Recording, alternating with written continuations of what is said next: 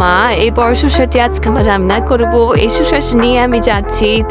তোমার খেয়াল রাখিও। একটি বড় দুষ্ট হয়ে গেছে, আমার শসাটি রেখে কাটির উপরে খোসাগুলো এবার কেটে নিব, সুন্দর করে কেটে নিব যাতে করে এটা দ্রুত করা যায়। কাটার পরে ছোট ছোট করে সাইজ করে নিব এবং এটাকে ভালো করে ধুয়ে নিব। তারপর এটাকে একটু হাতল দিয়ে ঢেকে নিব।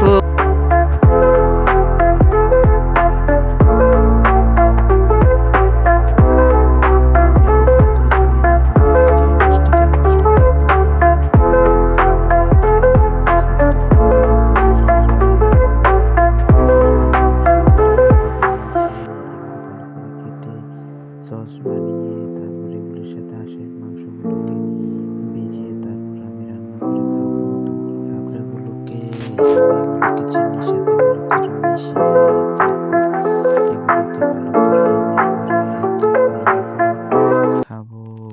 এগুলো ভালো করে রাঁধতে হবে যাতে করে চিনিগুলো ভালো করে মিশে যায় এবং এগুলোকে ভালো করে মিশানোর পরে এটা অনেক টেস্টি লাগে। শুকনো অংশগুলোকে আমি নিয়ে আসবো এবং শুকনো অংশগুলো আনার পর এগুলোকে ভালো করে রানবো।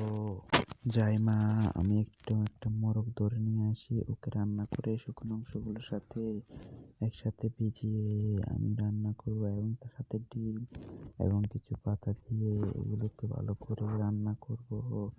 তার জন্য মা তোমার জন্য রান্না করতেছি। ভিডিওটি ভালো হলে সবাই লাইক সাবস্ক্রাইব করে দিবেন এবং আমার পাশে থাকবেন।